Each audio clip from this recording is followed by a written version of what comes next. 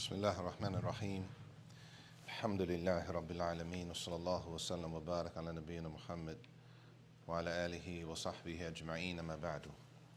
So tonight, inshallah, I think I'm ready tonight. Tonight, inshallah, Wednesday will be the last class for Kitab al-Salat, the chapter of Salat. And then, inshallah, towards the Eid, we'll do the very last section that we're not going to do, which is Salatul Eid, how to pray Salatul Eid. So tonight we'll finish the section of Salatul Jumuah. And then Wednesday, which will be the last class, we'll do the eclipse prayer,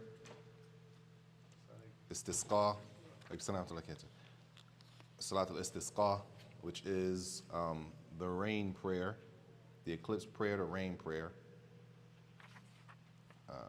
Which are, again, we did do a demonstration of how to pray the eclipse prayer. If it's not clear when we read through it, everybody can go to the demonstration video we did last year before we prayed last year. So tonight, inshallah, last week we started the chapter of Jumu'ah, Salatul Jumu'ah, and the conditions for Jumu'ah.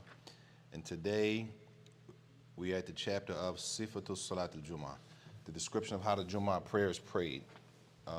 If you have the PDF, it's page 404, the section. It says section at the top. So number one, the author, rahimahullah, it says, wal Jumu'atu raka'atan. Salatul Jumu'ah is 2 rak'at. 2 rak'at. We pray 2 rak'at for Jumu'ah, which is important because the Dhuhr is 4 rak'at. And sometimes people miss Jumu'ah and they pray 2 rak'ah instead of making dhuhr, which is 4 rak'ah. So he's going to get to that, inshallah. So number one, Salatul Jumu'ah. The salat itself is 2 rak'ah. The khutbah is 2 khutbahs. 2 khutbahs, 2 rak'ah. Yusannu and yaqra'a jahran fil ula. Is recommended in the first rak'ah to read out loud Surah al-Jumu'ah in the first rak'ah. Tayyib. It's recommended in the first rak'ah to read Surah al-Jumu'ah. Everybody clear?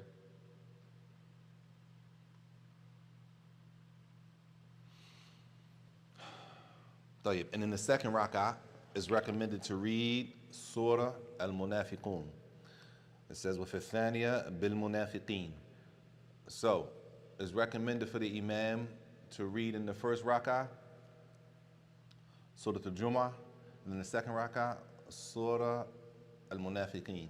Now, most people may know the sunnah of reading Sabbih ismi rabbika al-a'la in the first rak'ah, al-a'la, Surah al-a'la, the first rak'ah, and then in the second rak'ah, al-ghashiyah, which is also sunnah to do.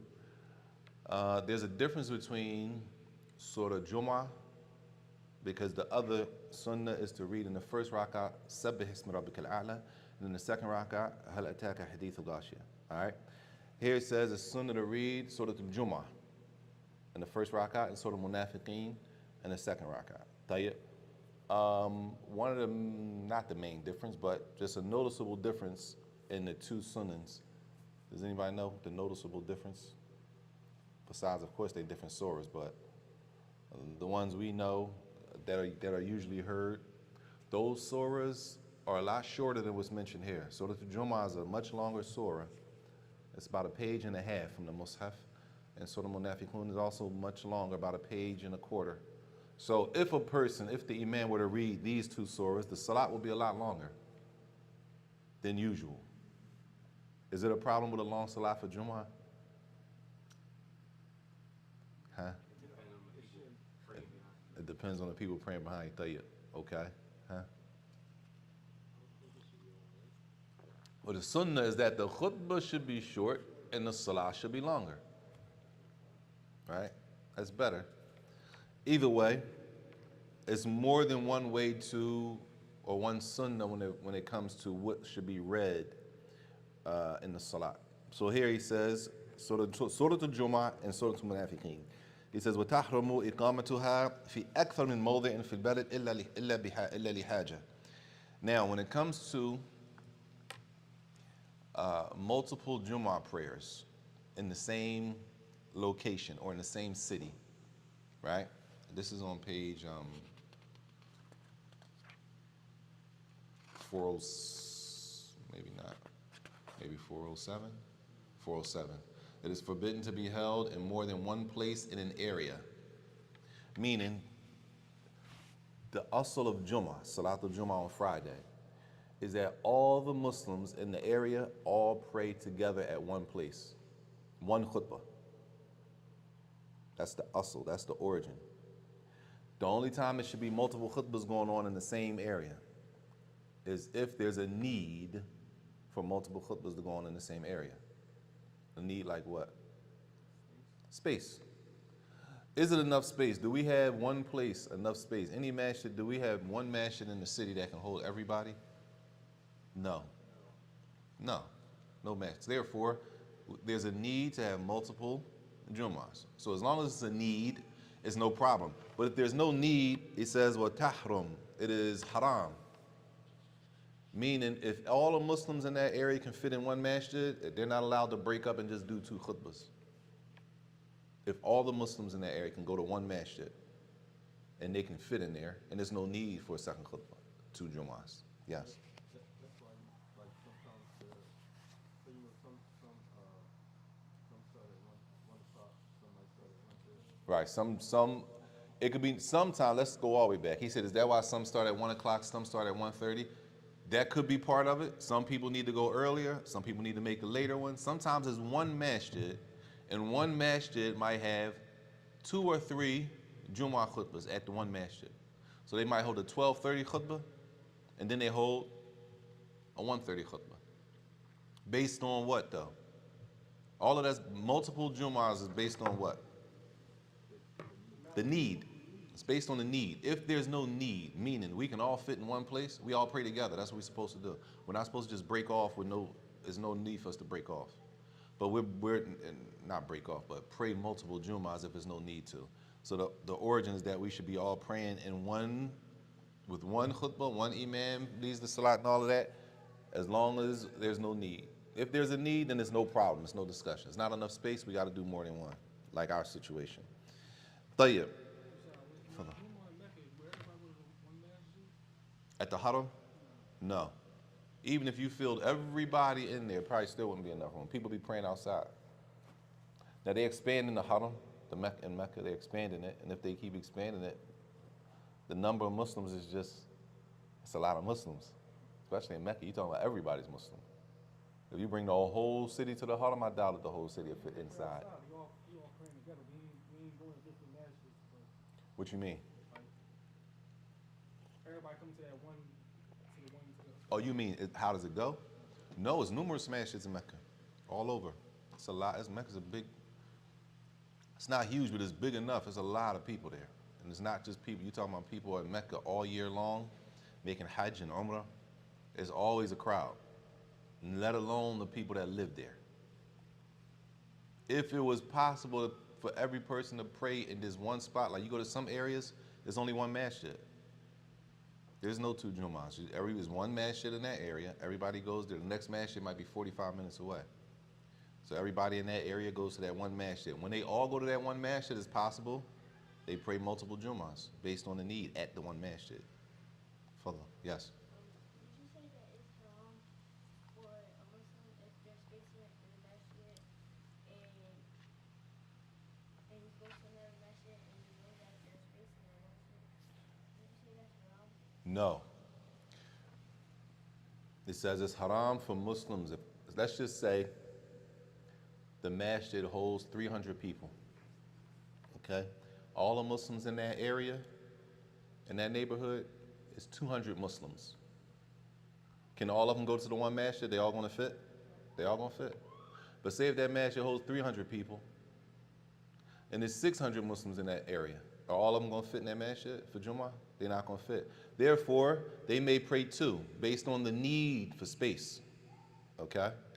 But if it's 300, if the masjid fits 300 people, and it's 200 Muslims, and 50 of those Muslims or 75 of those Muslims just choose to go open up another and pray another Jumu'ah, then they're not supposed to do that. That's what he's saying is haram. All right?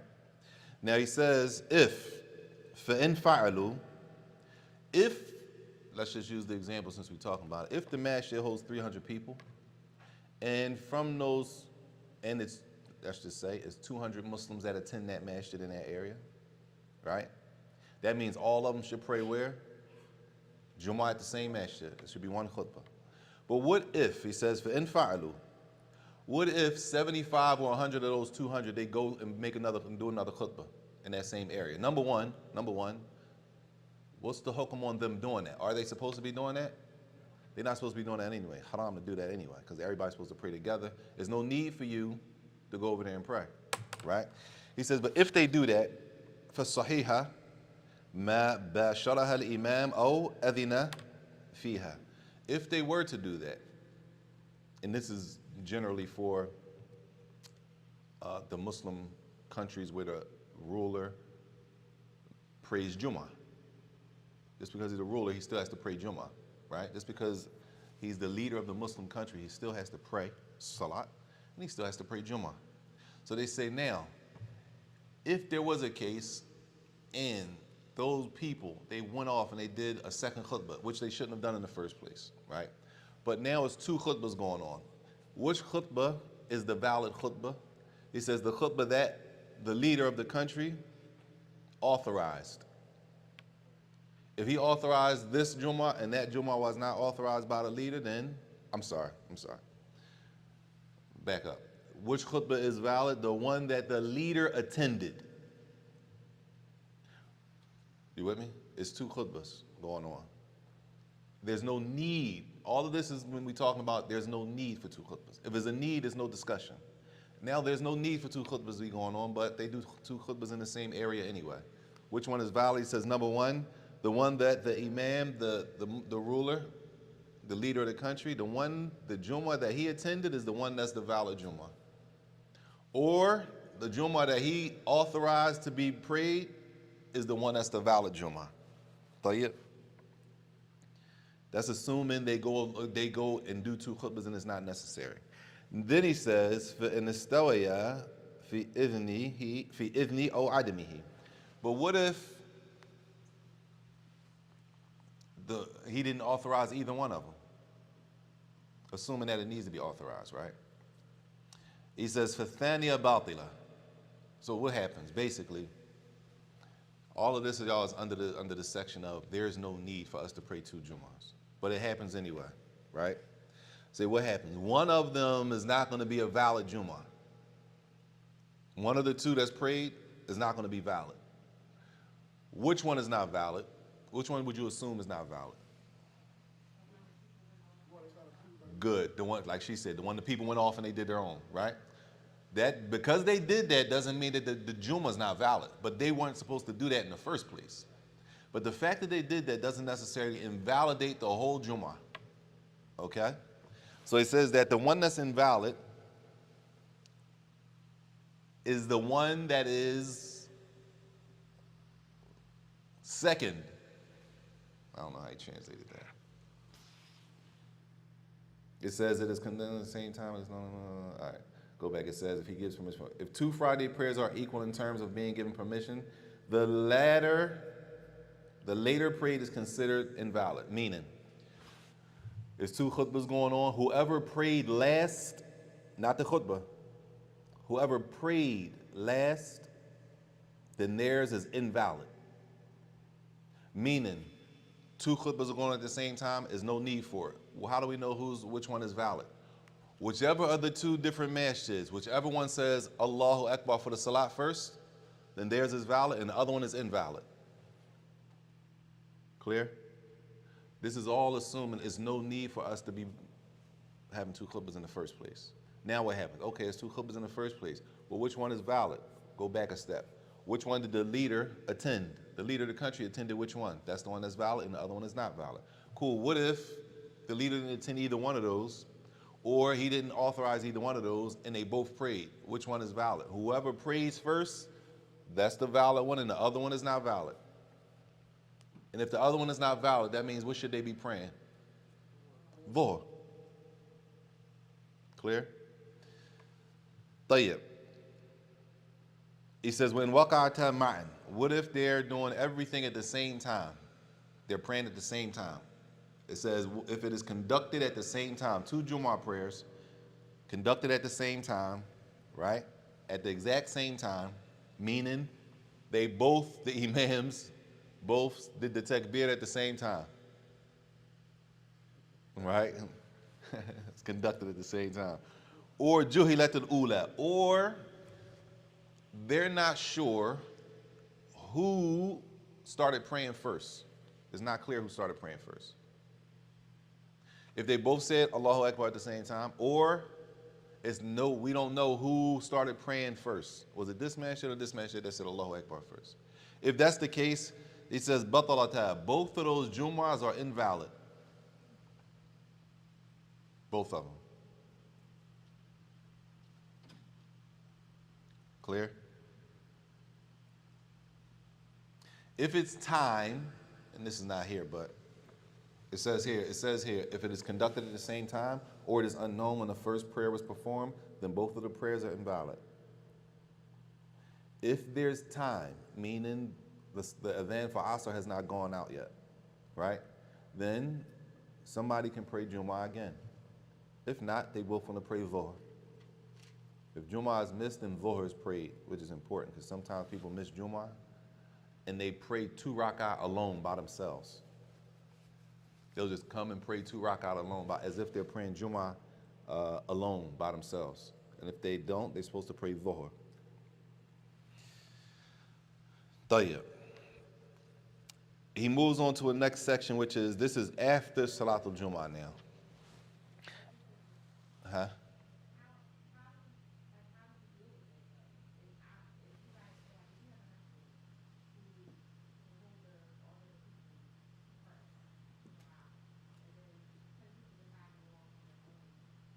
Hold on 1 minute, sister. You turning the fan off because I can't even.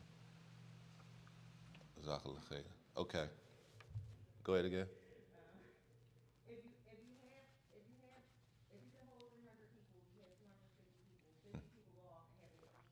Yeah.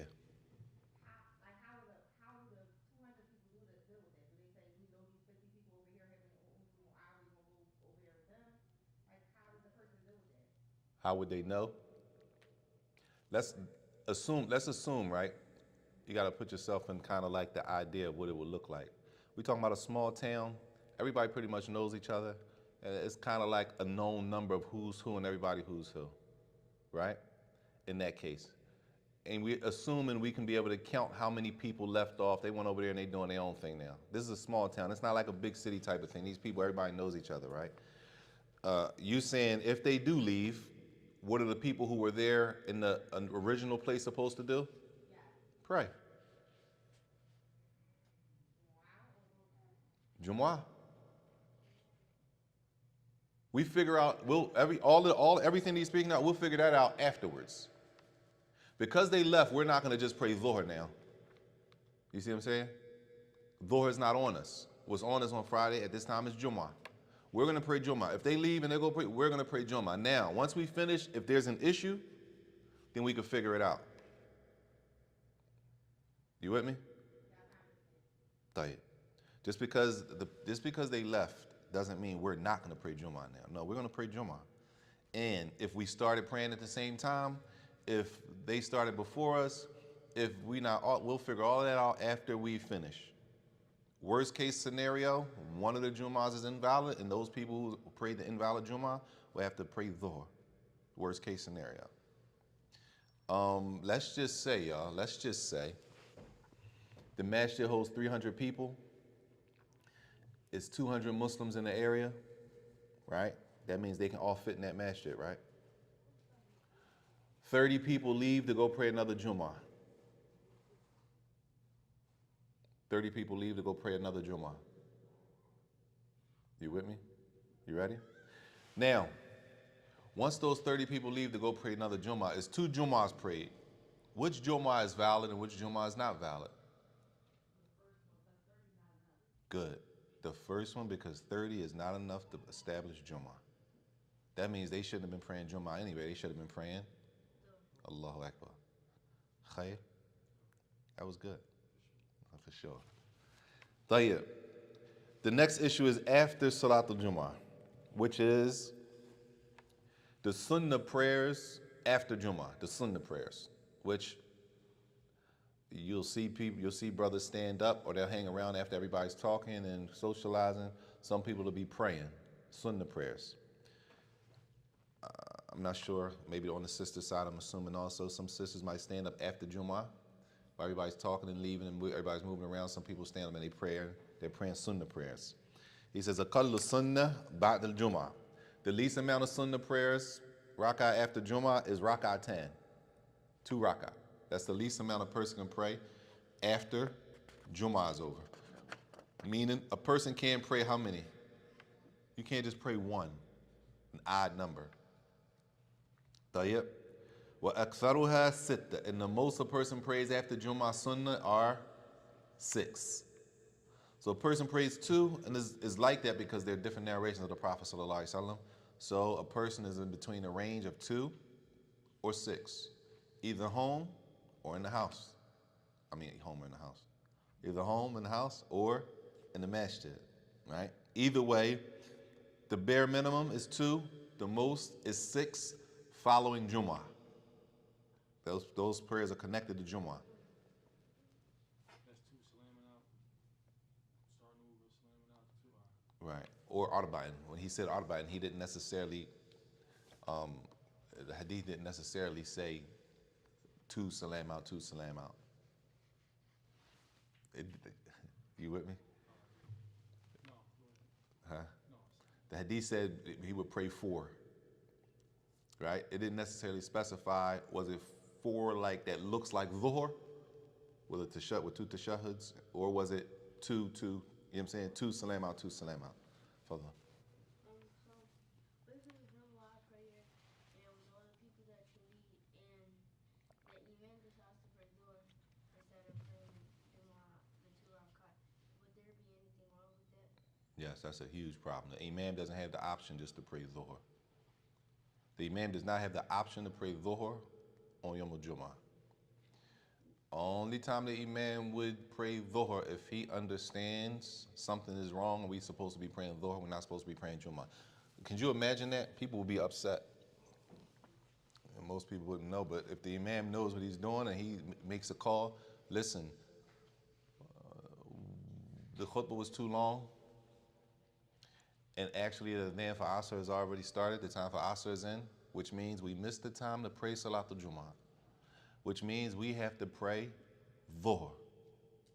Whose fault was that? The Imam's fault. That's the Imam's fault. But he clarifies it to the Jama'ah, to the people, to the congregation. Listen, the khutbah was too long. I made a mistake. I went over in time, and now Salatul Asr is in. That means the time for Jumu'ah is gone. We can't pray Jumu'ah. Everybody in the masjid, when we get ready to pray right now, make an intention for Dhuhr. We missed Jumu'ah. May Allah forgive me. I made a mistake. We're going to line up. We're going to pray Dhuhr. After we pray Dhuhr, then we're going to pray Asr. Right? I'm not saying that's cool. I'm just saying, if that were to happen, that's what we're supposed. That's how it's going to go. It's possible. It's very possible. Tayyib. So the Sunnah prayers after Jumu'ah can be done in the masjid. They can be done home. Bare minimum 2 rak'ah. At the most 6. The next section is the Sunnah actions on the day of Jumu'ah. What should a person be doing on the morning or the day of Jumu'ah? And this is from, sometimes it's called the etiquettes of Jumu'ah, or the manners of Jumu'ah, adab of Jumu'ah, the Sunnah of Jumu'ah, the Sunnah of Jumu'ah, the Sunnah things that you should do on Jumu'ah. So he says, well, you said no. He mentions here, let me see, I have number 9, possibly 10. 10 things that are recommended to do on the day of Jumu'ah. Now this is the first question. First question is, when does the day of Jumu'ah begin?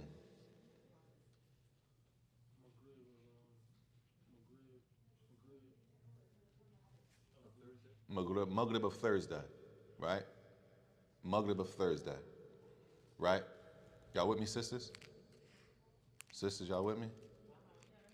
The day of Jumu'ah begins Maghrib of Thursday. Sah? No? That's the night of Jumu'ah. The adhan of Fajr, the day of Jumu'ah. Allahu Akbar. The day of Jumu'ah begins the adhan of Fajr on the day of Jumu'ah. Thursday night at the adhan of Maghrib is the night of Jumu'ah. That's Laylatul Jumu'ah. Okay?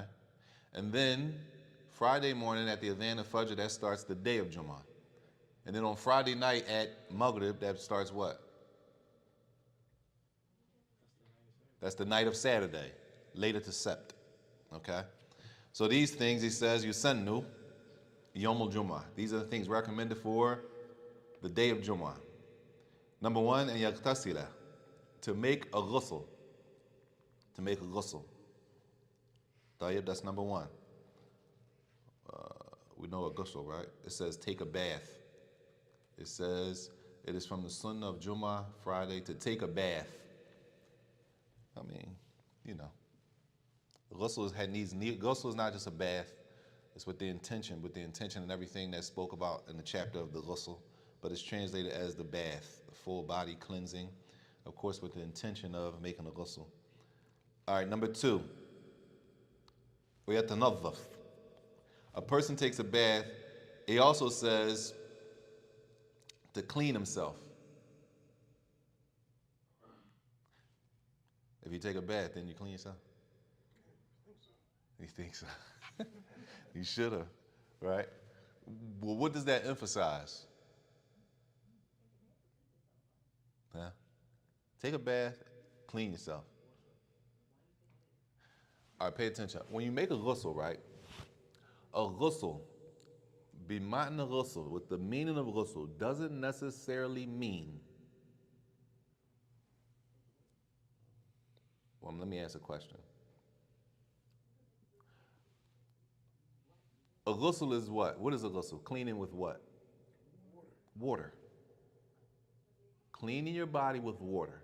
That your body is wet in totality with water, which doesn't include soap.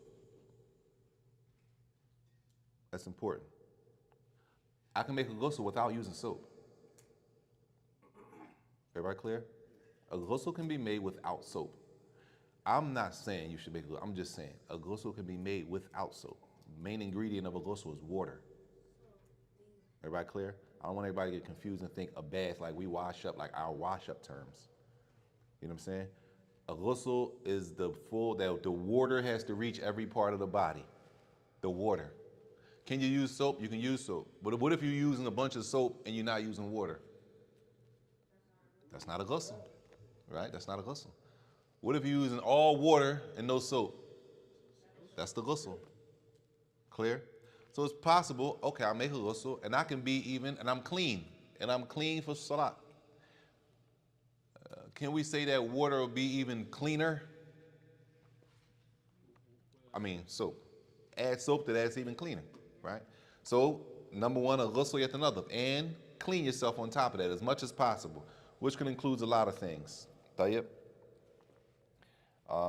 Soap, shampoo, conditioner. Tayyib. It says number three, وَيَتَطَيَّبْ. It says apply perfume. Who is this for? For the men.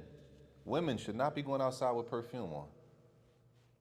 Number one, all of this direction is direction to the people who Jumu'ah is obligatory on, for specifically. And if a person, even if it's not obligatory on them, if they're going to go to Jumu'ah, they should apply this. But some of this is specific to men. While there are other hadith about the women not wearing perfume in public, which doesn't mean perfume is haram for Muslim women. Doesn't mean that. If that's the case, then the Muslim woman, that means she can't wear perfume in the house. That's what we're going to see where it's going to go. We talking about outside, the hadith that mentions the women, our sisters, perfume, meaning outside of the home, which means she's around men that are smelling the smell of her perfume that she's not married to. It may attract them, it may cause some fitna.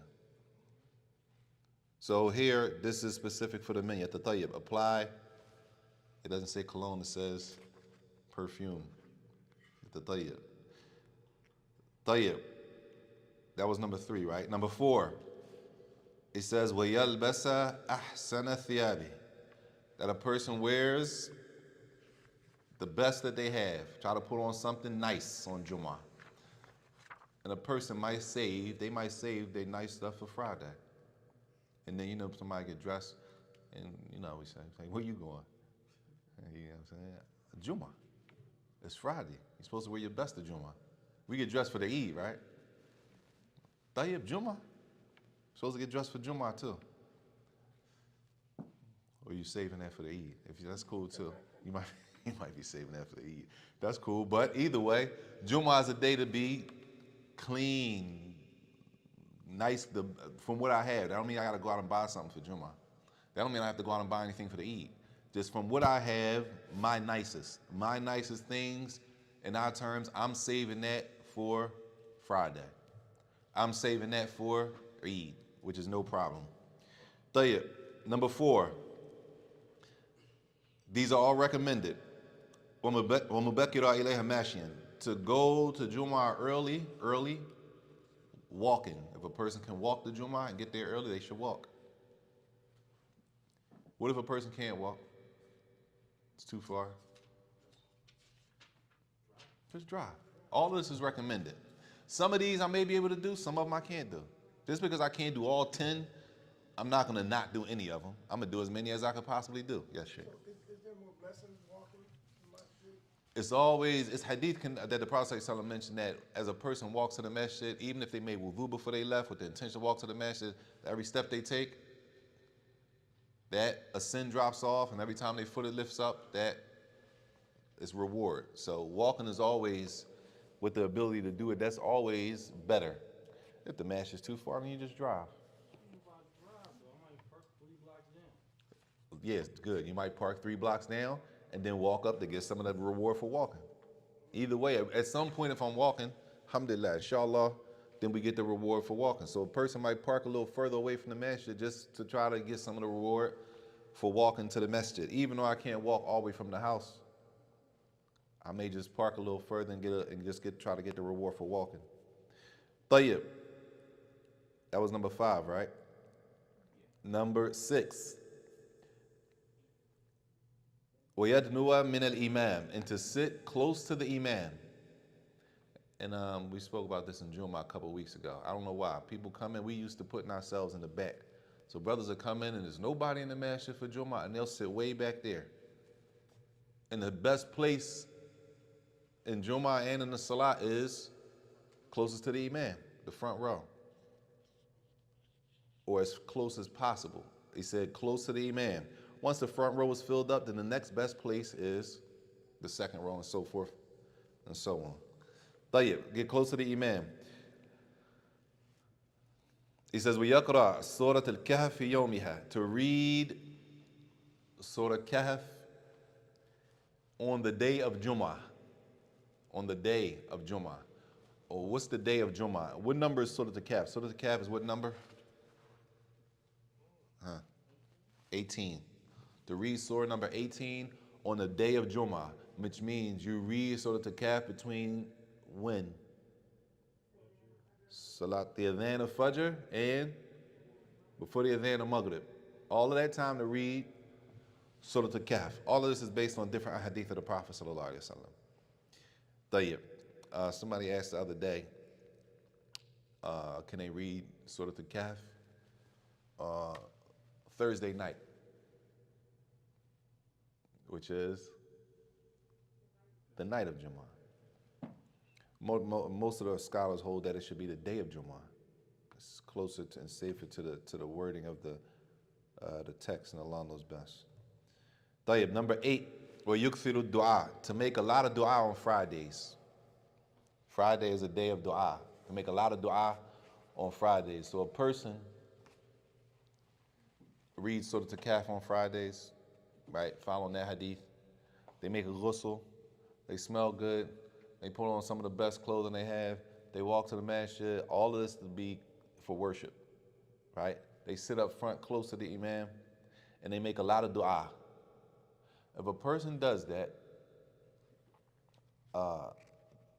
they're in a better position of having their du'as answered.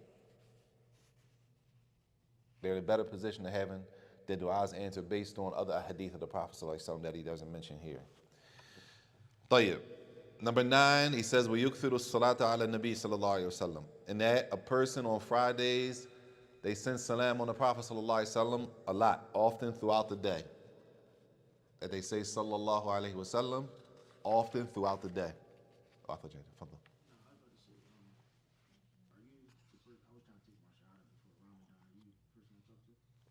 Yes, inshallah. As soon as we're done, inshallah. Unless somebody want to give him a shout out right now. Huh? As soon as we're done, inshallah. Tayyib. So on Friday, that a person says throughout the day on Friday, sallallahu alayhi wa sallam. Allahumma salli ala nabi. Alayhi salatu wasalam. Whatever salam, send a salam on the Prophet alayhi salatu wasalam. Tayyib. Now he goes back to manners when you go to Jumu'ah. He says, وَلَا يَتَخَطَّى رِقَابَ النَّاسِ. Do not, and the wording is, I'm going to see how he worded this.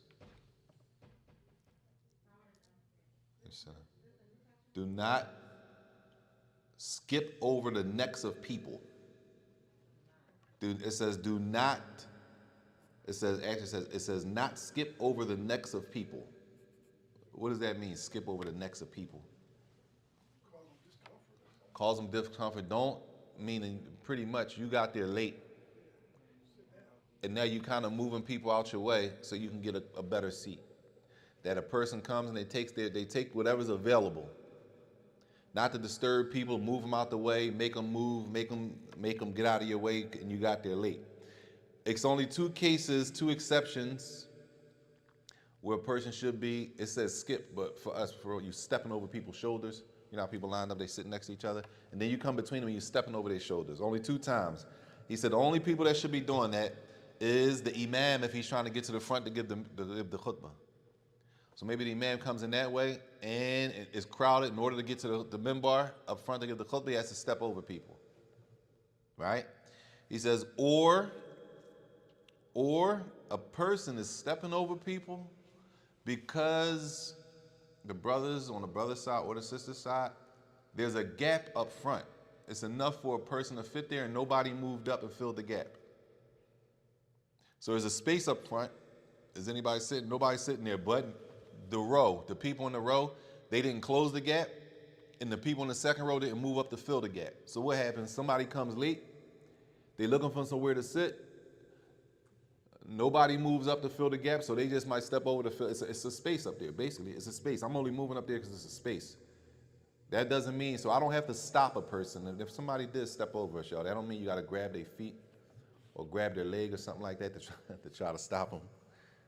They might be getting to a space. If that was the case, you should have slid up and filled in the gap. They wouldn't have to step over anybody. Tayyib. That was 9. Oh, it was actually 9. I said 10. I'm sorry, it was 9. The last 2 were things he went back to the khutbah, what not to do, which is not to step over people. Tayyib. If a person is in the masjid on Friday, he says, وَحَرُمَ أَن يُقِيمَ غَيْرُهُ فَيَجْلِسْ مَكَانَهُ. He says it's haram, not allowed, impermissible for a person to come in the masjid and they remove you from your spot. You're already sitting there. Some people think because they are, for example, they sit in a certain spot every week. So they think that's really their spot. Okay? So they get there late one week and there's somebody sitting there. Some people think they have the authority to walk up to the brother and be like, yo, let me get right here. And they looking at you like, what you mean? Because I sit here all the time. This is my spot. You don't have a spot. Nobody has a spot. You got here late.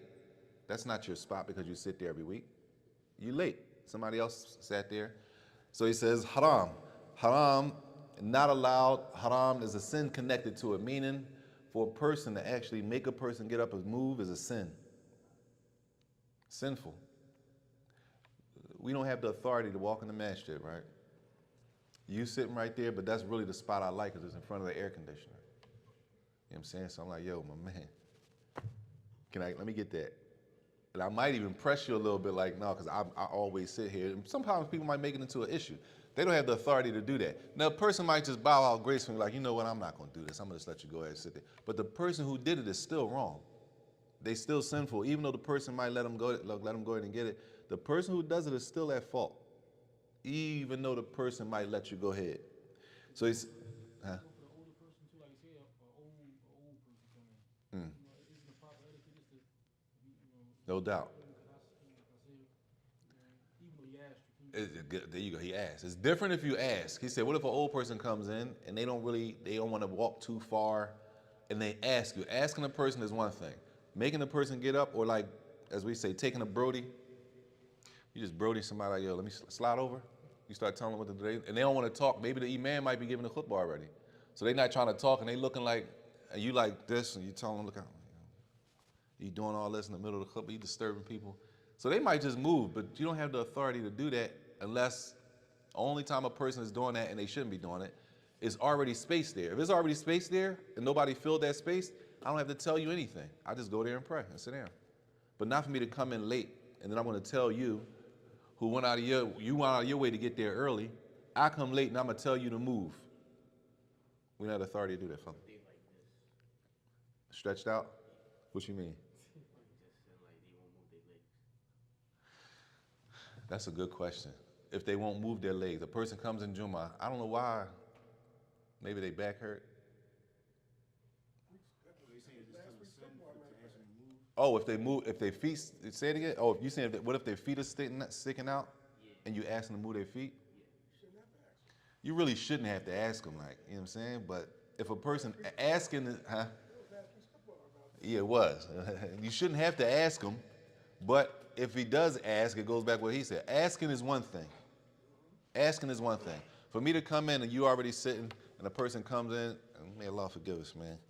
You look at somebody dead in their face with a straight face, no smile or nothing, and you like, you know what I'm saying? It look aggressive. You know what I'm saying? He like, dang, let me move. He looking down, he can't even focus on what's going on, right? If a person asks is one thing, let me see how he translated that. He says, it is prohibited to ask. Yuqim. Yuqim. Prohibited to ask. Oh, man. Aqamahu. Salam alaikum.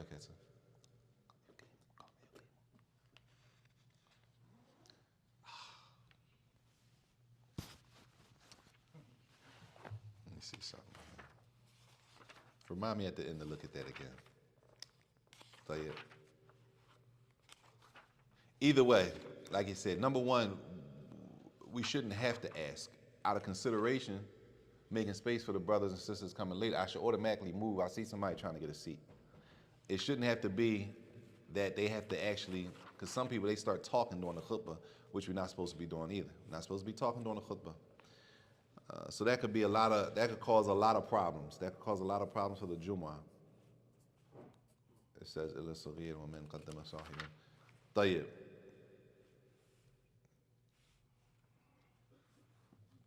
He says,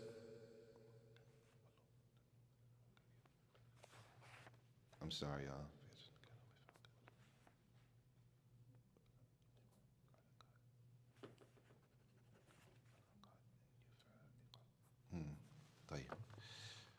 طيب. After that, he says, the only time a person should be moving somebody out of their spot, he says, إِلَّا مَنْ قَدَّمَ صَاحِبًا لَهُ فِي مَوْضِعٍ يَحْفَظُهُ لَهُ.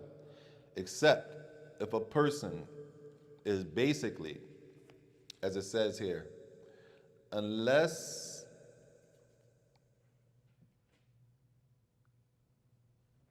it is a person that is holding a spot for somebody that's coming. In that case, it's different. Like somebody's sitting here, right? That's something different. You with me? Unless he's there and he's holding the spot for somebody that's coming. That's a different situation.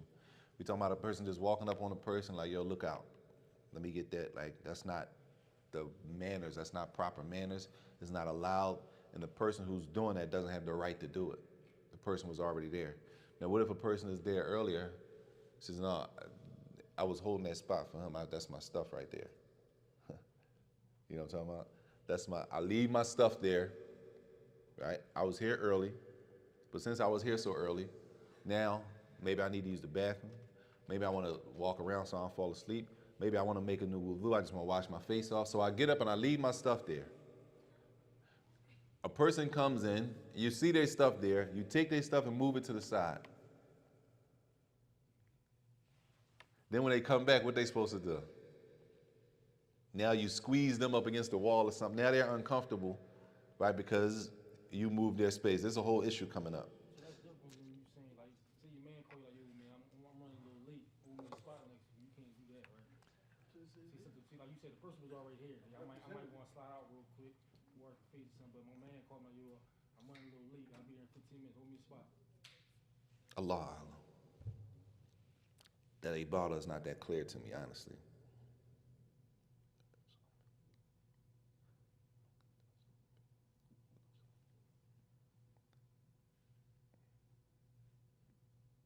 That joint's not that clear to me.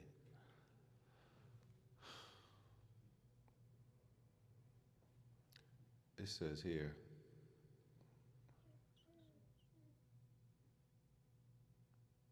oh, okay, tight. Say for example, right? You only sitting there because I asked you to sit there and hold the spot till I get there. But when I get there, you already know that I'm gonna sit there and you're gonna get up.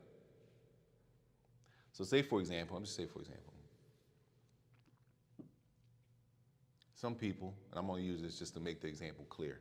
Some people have back problems, they can't sit there for the whole khutbah anyway. He needs to be against the wall or she needs to be against the wall anyway, or he needs to get in the chair. So I'm like, listen, can you hold that seat, that spot for me, just sit in that spot for me? I know you're not gonna, I know you just not get there, then you can get your chair, because some people sit in the chair. So when he comes in, you're like, all right, let me get that now, right? He's fine with that, but the person's fine with that because you're holding it for me anyway. And your intention is to go sit in the chair or sit on the wall. If that's the case, it's not a problem. Me and you have an understanding that you're holding that spot for me anyway. You with me? So that's not an issue if that's the case. That the person, قَدَّمَ صَاحِبًا لَهُ, a person sends a person there for him. Can you get there early for me and just hold the spot? I know you're going to sit somewhere else, but I just need you to hold that because I might be running a couple minutes late. So I'm not really bothering anybody when I get there and he moves because me and him already have understanding. So when he moves, I'm just taking that spot. He's going to go get his normal place because he needs a chair, he needs to be against the wall or whatever the case may be. طيب, he says with haram also, haram. رَفُ مُصَلَّى مَفْرُوشًا مَا لَمْ تَحْضِ الصَّلَاةِ. That a person moves, or specifically, he says, say if a person, and this will be talking about a person leaves, and we might not do that here inside the masjid, but sometimes like we was talking about at the haram. So a person might leave their prayer rug there as a sign that I'm here. This is a sign here. If I put all my stuff on top of my prayer rug, it's laid out. Not a folded up prayer rug. A person might lay a prayer rug down. Some people come here and do that. They come for Jumuah, they come for the Salat, and they use their own prayer rug on top of this rug, right? So a person lays down their prayer rug, right? But he's not there, or she's not there. I hope we're paying attention to this. Yeah, you. If a person prayer rug is there, even though they're not there, he said, haruma, haram. It's not allowed, it's impermissible to just move their rug. Yo, who left this rug here? Fold their rug up and put it to the side. That prayer rug is there for what? It's reserving the spot to let you know, listen, somebody's here and this is the spot. They might have stepped off.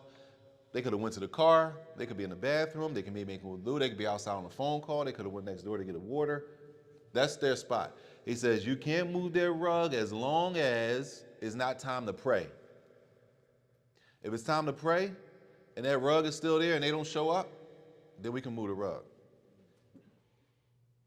He said as long as it's salat, as long as it's not time to pray. That's on page 412. To remove a prayer mat placed to reserve a spot is prohibited until the prayer commences. Once it's time to pray, that rug can't, we're not just going to leave a rug there for a person who's not there. And now it's a gap in the row. It's an open space in the row. No, in that case, then we move the rug, so for the salat. We clear? So before that, even if they were sitting there, it wasn't time to pray, a person left that, well, that's the spot they want. They holding their spot. We're only going to move it when it's time for the salat. So a person calls the iqamah, then we're going to move the rug. And he says haram, which means If a person, haram means, means that if a person moves their stuff for no reason, it's sinful. That's what it leads to. And you all know, I'm sure we know what happens when we touch people's stuff that there's no reason for touching it. It's always some discourse. And somebody's upset. Why you move my stuff? Who moved my, the first thing you come back and say, who moved my rug? You did, even if you folded it up. Then you balled it up and put it on the side. No, I folded it up, Shay. That's balled up. And it's the whole thing about, you know what I'm saying? It's not necessary. There was no need to move it. Or, I was vacuuming. After you vacuum, just put it back down. It's no harm. It's a prayer rug. It's not going to harm anything. Only time we worried about that prayer rug there and there's nobody there is when it's time to pray. Somebody has to pray in that spot. The person whose rug that is needs to come and pray there. If they don't come, the person whose rug it is, then we're going to move the rug. Somebody's going to pray there. After we pray, we just put the rug back. Keeps down a bunch of arguing and, right, that is no need for. طيب. The last section is وَمَنْ قَامَ مِنْ مَوْضِعِهِ لِعَارِض لَحِقَهُ ثُمَّ عَادَ إِلَيْهِ قَرِيبًا فَهُوَ أَحَقُّ بِهِ. He says if a person gets up out of their spot, and this is the same thing we were just talking about, right? For a need. It may be, in this case, I'll give you an example. Maybe they didn't leave anything. But like on Jumuah, sometimes it's packed in here on Jumuah, right? And a brother, maybe at the end of the first khutbah, he has to go make wudu. So when he goes to make wudu, his spot is open, right? While he's making wudu or using the bathroom, somebody comes late. When they come in late, they see an empty spot. They think the spot is empty.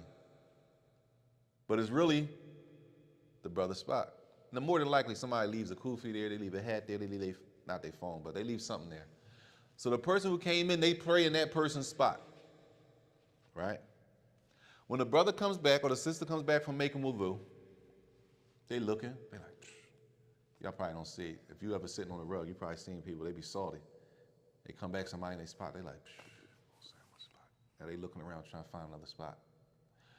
Point being is, who has more right to sit back in that spot? The one who went to make wudu. He only got up, or she only got up to leave for a need and they came right back. He says, as long as they came like right back. Right back, how long is right back? A couple minutes. They weren't out there for 20 minutes. They weren't out there for, right? End of the khutbah. When it was time to pray, they came running in the door. No, nobody's going to stand around, right? But if it usually take a couple minutes, somebody's making wudu, and then they come back. He says, as long as a person comes right back, he says they have more right. They have more right, meaning the person who left to go use the bathroom, when they come back, who has more right between the two? The person who went to use the bathroom. Now, because I have more right, does not mean I might demand you to get up. I might let you go ahead. Because I let you go, though, don't mean you had the right to be there. I just let you slide for real. That makes sense? You with me? And if it really came down to it, I have more right to be sitting there because I went to go make wudu and come right back. Sometimes people have children with them, they want to wash their hands, the kids, they take them right there and they come right back. As soon as they get up, somebody jumps in. When they come back, they have more right to sit there. But they might come back and they see somebody sitting there and the person looking, they be like, nah, they just be like, go ahead. And then they just go somewhere else, which is fine. That's fine. Yes.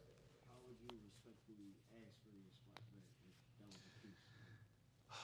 if that was the case? If that was the case, and it's going to be, that's the problem. If the imam is already talking during Jumu'ah, it's going to be difficult. It's going to be like sign language and people going to be like making moves and trying to because you can't talk while the imam is doing the khutbah. So at that point, somebody's going to be coming in, they're going to be like trying to it's almost like a sign language type of thing at that point. Trying to show you that I'm trying to get my spot. It'd be better just get up and go? But if they don't get up and go, because there might not be anywhere else to go, we just end up being tight for a couple minutes. Yeah, shit. But you sit next to him, you can't really say anything. Right. Like, I've done it before. Yeah. The brother's in the back. You might want to tell somebody, or you might. You gotta leave something. But sometimes people, whatever you leave, they might move it up a little bit as if that was enough space. That's not enough space for real. You know that ain't enough space. I do like this. He in the back. You gotta put something. If you're gonna leave something, you gotta put something big, like a whole jacket. You know what I'm saying?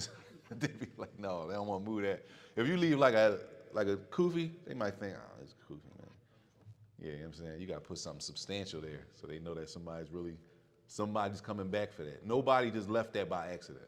So the person, so the person is sinful if he don't know, like you said, like the person might leave out. No. He's not. The person who sat there is not sinful for that. He doesn't know. And that's a good question. That's not the issue. The issue is if they were to come across each other and now they face to face, what's going on? Who has more right to that spot? The person who came right back. But just because I have more right doesn't mean I'm gonna make you move. I might just be like, forget it. I don't even want to start talking. I don't want to cause a commotion. Just go somewhere and sit down. So it turns to like a respect thing. Yeah, it's just a respect thing. He might come back and be like, oh, a person might recognize, oh, that's yours. They might jump up and move. Or they might just like, oh, you were sitting. They might not say, oh, psh, and then they try to scoot over a little bit, and it's just tight. That's just how it might just go like that. Bare minimum, bottom line, who has more right? The person who was there. Now, how we deal with it after that could vary. I might, طيب. He says next, وَمَنْ دَخَلَ وَالْإِمَامْ يَخْطُبْ لَمْ يَجْلِسْ حَتَّى يُصَلِّ رَكْعَتَيْنِ يُوجِزُ فِيهِمَا. He says whoever comes in and the imam is already on the minbar giving the khutbah. He said they shouldn't sit down. They should not sit down until they pray 2 short rak'ah. 2 short ones, not the longest surahs you know. Well, what's the shortest rak'ah you could pray? Huh? How can you pray a short rak'ah, the shortest one as possible? Recite only Al-Fatiha. When you go into ruku', what? Say the dhikr one time. Sami Allahu Muhammad. When you go into sajda, say it once. Right? Bare minimum. The khutbah. But you still offer 2 rak'ah, right? And make them short. It says he should not sit down until he prays 2 rak'ah. It says of concise prayer. Of concise prayer, that's cool. Of concise prayer. You shorten them as much as possible. Shorten doesn't mean that you don't perfect the prayer and that you don't do everything that you're supposed to do in the prayer. It just means you don't make the prayer as long as you possibly would in a different type of situation. You have to do the bare minimum for the prayer to be valid. So if I pray a short prayer, I'm still going to make sure the prayer is valid, but I'm going to shorten it to the maximum amount that I can shorten. You can't make it any shorter than that. It can't be any shorter than that. So I'll do that. I'll go, okay, I'll pray like this, and that's the shortest prayer I can possibly pray, with the intention of listening to the khutbah. طيب. The last issue here says, and this is very important, I don't know on the sister side, but for the brother side, a lot of times they talking during the khutbah. وَلَا يَجُوزُ الْكَلَامِ. Is not allowed to talk while the imam is giving the khutbah. Right? It says, وَلَا يَجُوزُ الْكَلَامِ وَالْإِمَامْ يَخْطُبْ. It is not allowed to speak while the imam is giving the khutbah except for 2 situations. There's 2 situations where a person can speak and the imam is giving the khutbah. Right? He says, إِلَّا لَهُ. Except for, of course, who can speak? The imam. Whoever's giving the khutbah could talk. Right? He says, or liman yukallimahu. Or if the imam is speaking to somebody. If the imam speaks to somebody, that person can respond. He speaks to you directly. So say, for example, it's Jumu'ah, the imam is here giving the khutbah, and you might be in some danger.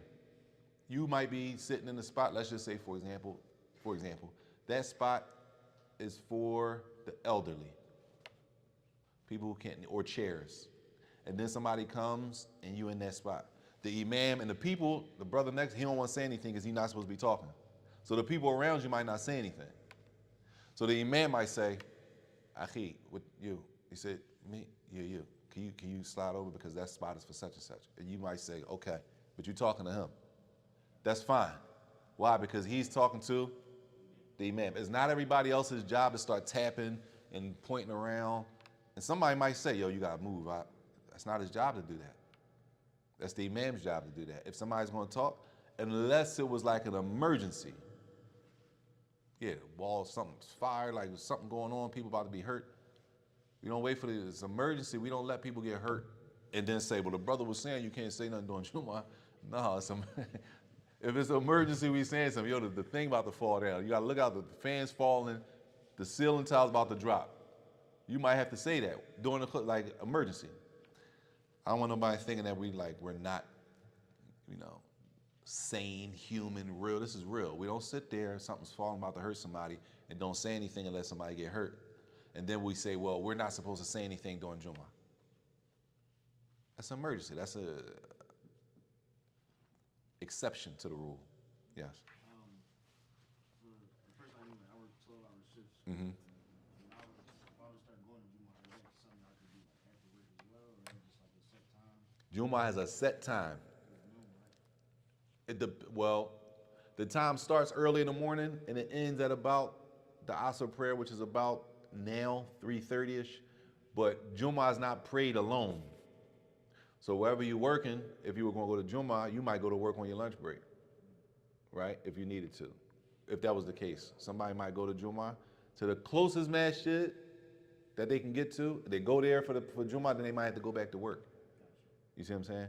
Because it's not prayed just individually.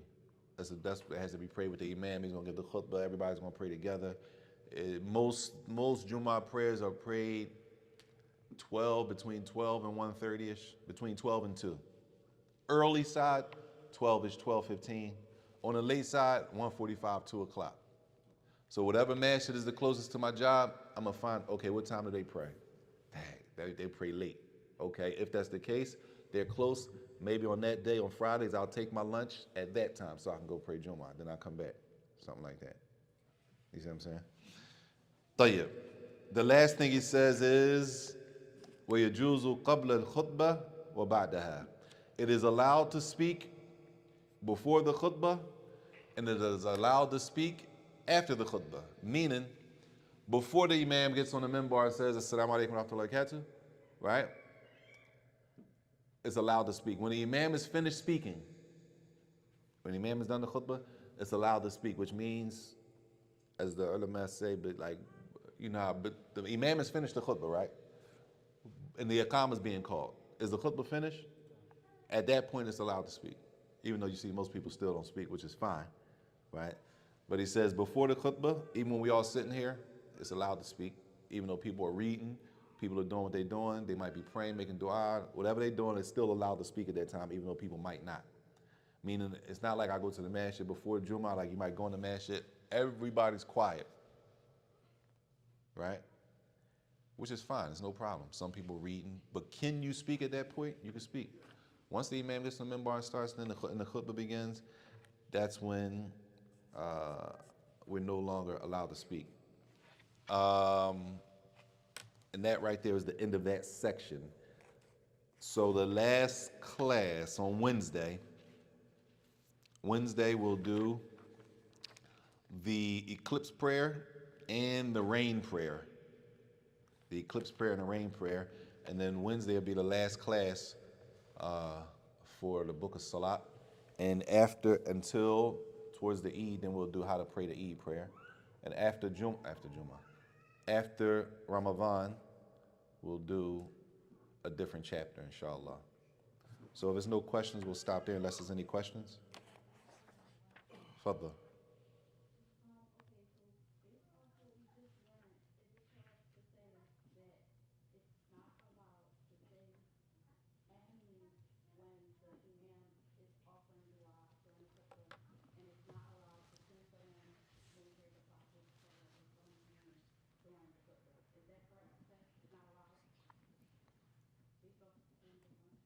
Based off of what? Based off of what we just learned. Of not speaking? Right, except for the two instances. Except for the imam speaking? No. Or the imam is talking to a person, right? Right. Tayyib. In general, true. In general. But whenever a general rule has an exception, then you have to apply the exception. So now, the general rule is that we're not supposed to be talking when the imam is talking during Jumu'ah. Are there exceptions to the rule? He mentioned two of them. She's talking about another exception, that when the imam makes dua, do the people say ameen? That's another exception that the author just didn't mention. Okay? The general rule, and this is only based on meaning the book, the way the book is written is summary, it's summarized. So it's a lot of, not just for this issue. The author might mention, like he did here, he mentioned 2 exceptions. But when you go into the explanation of the book, it might be 7 exceptions. The 7 exceptions is not a place to mention in a book like this. So she mentioned another exception, that a person might actually say something while the imam is on the minbar, which he might say ameen. The imam makes dua on the minbar, especially like at the end when the imam is making dua and the people are saying ameen. That's another exception. Well, where do the exceptions come from? Other text. Another hadith of the Prophet ﷺ that shows, okay, you can do that. So for example, during the time of the Sahaba, Umar ibn al-Khattab, radiallahu anhu, he was on the minbar giving a khutbah. And he made a mistake. And who corrected him? It's during Jumu'ah. Who corrected him? Somebody in the first ranks. No. This is who corrected him? A woman, a sister corrected him. She stood up during Jumu'ah and she corrected him because he made a mistake. Tayyib? Was she supposed to be speaking? Generally, according to the rule, according to the general rule, are you supposed to speak during the khutbah? But there are exceptions, right? What would be accepted? The imam made a mistake in the ayah, or what the ayah means, and she stood up and corrected him. So, the general rule is one thing, and then the exceptions come on an as-needed basis. So we're not going to say, the rule is not you can talk during Jumu'ah. Why you can talk? Why? What you mean you can talk during Jumu'ah? Because the sister got up and she corrected Omar. No. That's an exception to the rule. The rule is you can't talk during Jumu'ah except in this case. And if it's a 2 or 3 exceptions, those are only times. So you don't take the exceptions and flip them and make the exceptions the rule.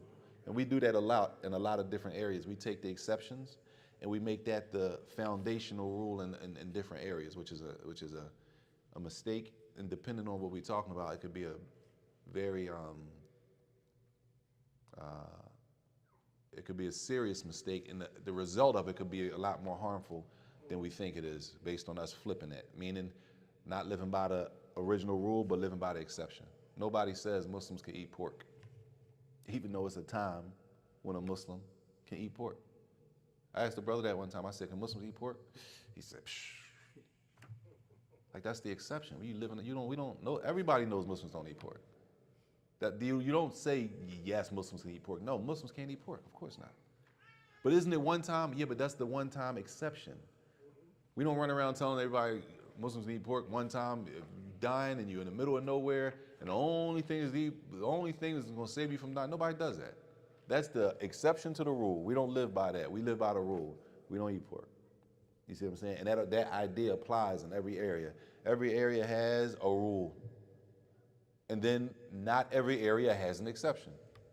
But if there is an exception, we're not going to flip them and live by the exceptions instead of living by the rule. Any other questions? The salams?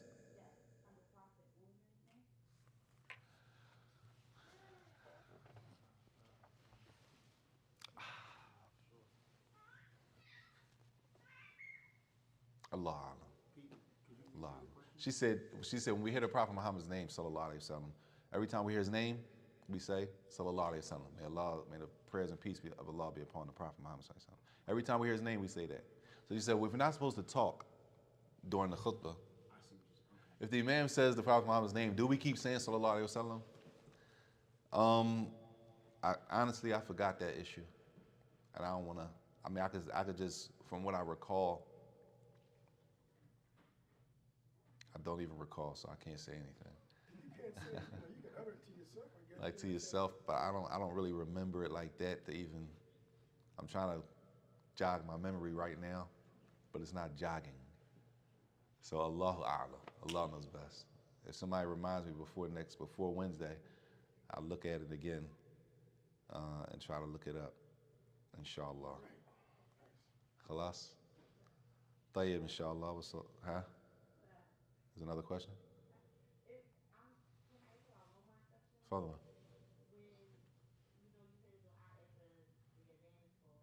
Hmm.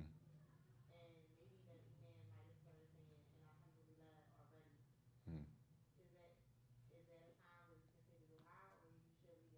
You should leave it. Once the imam starts talking, you should leave the dua. That's the safest thing to do. The imam is talking. Even some of the ulama say the khutbah begins when the imam talks, not necessarily Assalamu alaikum wa rahmatullahi wa barakatuh. The khutbah ends when the imam ends. So just being safe though, just being safe, just in case it's khilaf and some say this, some say that. To stay away from the gray area, the imam gets up there, that's it, we done. And that's why it's better, even after the khutbah, when we lining up and stuff, a lot of people will be talking and a lot of people still won't talk. Fine, that's safer. People don't want to gamble with their Jumu'ah because the other hadith about the person, you don't want to, as we say, you don't want to blow your Jumu'ah. You don't want to lose your reward of the whole Friday Jumu'ah for speaking. So people just keep quiet, and there's nothing wrong with being safe. That's safer. That dua is a sunnah, and listening to the khutbah, the attending of the khutbah in this case is more important than that dua at that time.